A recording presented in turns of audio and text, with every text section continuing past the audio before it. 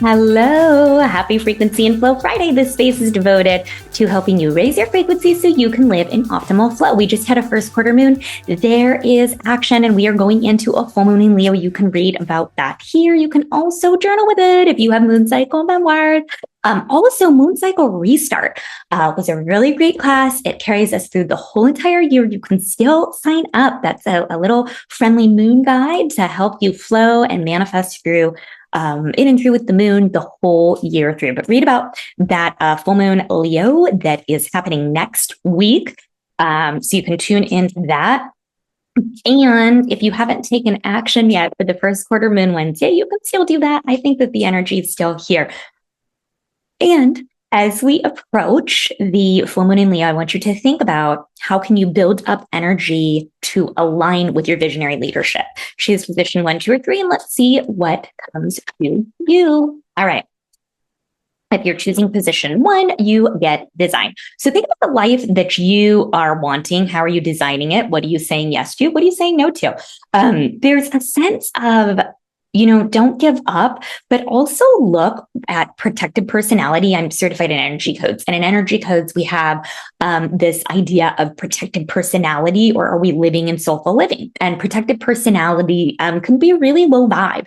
It's where our ego tells us, no, or we act out of fear. Some fear is good. So I want you to consider, if you are really designing the life that you love, how can you stay in the frequency of possibility and potentiality, and think about everything that feels in joy and alignment and delightful to you to keep your frequency high as you design the life that you love, and watch where you are maybe being more protective, and how can you be more soulful and really lean in and maybe spend some time and space solo and do what you really love. So raising your frequency around that. And I would also say to look at the actual design of your home and see what needs to be shifted. If you're not loving certain areas, if there's snags in your home or in your space, change it, because you'll raise your frequency just by doing that. Or maybe because we're in a waning on wax off, maybe add something to it, bring nature in, bring flowers in, look at the bag on that. So there you go. So if you're choosing position 1, if you're choosing position 2, I immediately the frequency went. So if there's sadness, look at that and listen to that. The card you get is helpful people travel, and it's coming in upside down. So I would say, look to your angels, your guides, look to the people who love you. Also, if you do love to travel, you can raise your frequency by saying yes to travel, book your travel. Maybe you'll come with me to Chi Alchemy. We still have a bed left if you are called to it, especially if you're choosing this position. You can still join us. That's in April. It's going to be amazing with Dr. T. But I would say if you're choosing this position because it came in upside down, to raise your frequency by firstly gratitude for all the helpful people that are in your life. Secondly, maybe do an ancestor altar, because this is the area of ancestors, or thank your ancestors for something.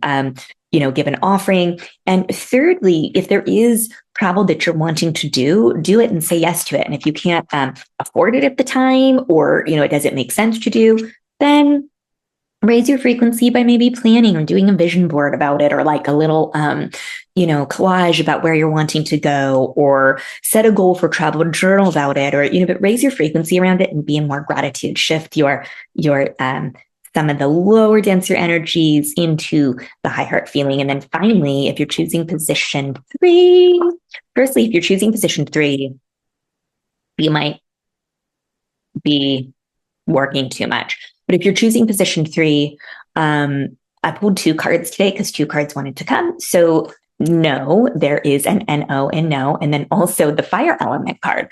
So I would say that that it's about saying no to what you don't want to do, say yes to the things that you want to do, and be seen. But I would also actually use fire. Maybe think about the colors that could give you a boost with the fire element. And again, there is this sense of saying no. Don't feel like you have to overwork or have thin boundaries. Really get clear on your nose, saying yes to the things that really delight you. That is how you keep your frequency really high. So if you're choosing position 3, can you take something off your plate and instead say yes to something that feels good and is delightful.